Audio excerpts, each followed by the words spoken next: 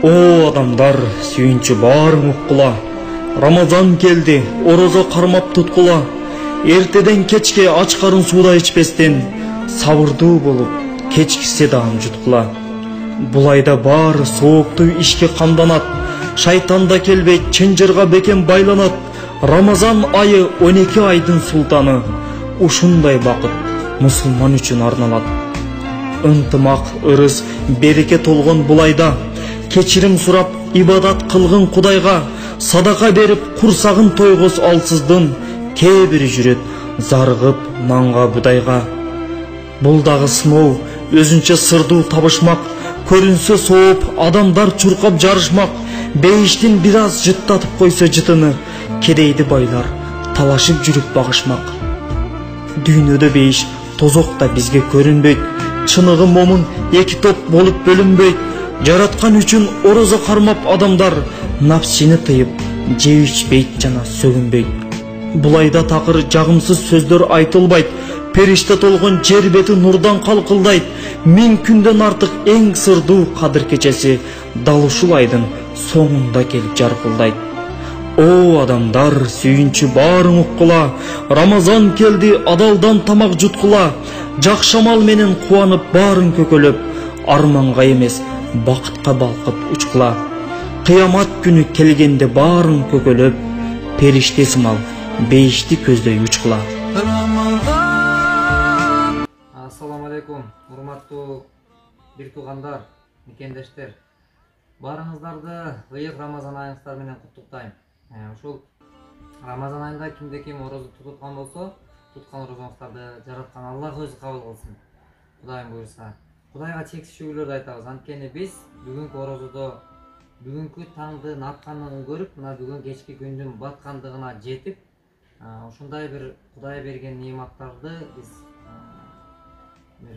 пайдаланып жашап жатабыз. Былтыркы орозодон быйылкы орозого канчалаган адамдар жетпей калды. Канчалаган адамдар бүгүн алдыга жакшы максат коюп, алар жер жаздан жаткандар бар. Алардын жаткан жери жайлуу болсун, ыйманы саламат болсун деп айтабыз. Анткени көптөр өздөрүн жакындарыбыздын дагы өтүп кеткендери бар. Ошон үчүн урматтуу достор, биз бүгүн жашоодо барбыз, эртең жок деген дүйнөдөбүз. Ошон үчүн мен бул жерде туруп бир кайрылуу жасап коеюн деп турам. Себеби биз Кайрымдуу бол коомдук фонду Сооп Кербени деген долбоор негизделген. Бул долбоор бүтүндөй Кыргызстанды камтып ишин жүргүзүп келет. Ошол эле долбоор бүгүн бардык 7 областка, ар бир областка 100 үй бүлөдөн 7 областка 700 үй бүлөнү ооз ачыруу. Ушундай бир жакшы кербенге аттанып алдында турабыз. Бирок бул жерде азыр Жалал-Абад, Ош, Баткен областына баруу үчүн 300 үй бүлөгө мындай тамак азыктар даярдалган. Un, кант, май, чай 300 үй бүлөгө. Ошон үчүн бул жерден айтайын дегенибиз, биз ошол жака барууга техника жок болуп жатат, транспорт жок болуп атат. Эгерде мүмкүн болсо, ушундай бир жүк ташуучу машина айдаган биздин байкелерибиз болсо, замандаштарыбыз болсо чакырабыз. Эгер биз менен ошо сооптуу сапарда майын коюп, кичине бир өтө кымбат эмес, бизде дагы акча деле анчалык көп эмес, бирок ошону үнөмдүү бир эме менен сүйлөшүп, ошол эртең кадыр түн келатат, ошол кадыр түнгө могу нерселерди жеткизсек, ошол ыйык күндөрдүн эң кымбаты болгон кадыр түнгүн ушуну дамтатса, сооптор болсо деген, соопко бир иштейин деген бир туугандар болсо, келиңиздер. Бирге биз менен сапарлаш болууңуздарга чакырабыз. Дагы да ошол Кудай буйруса көп иштер жасайлы.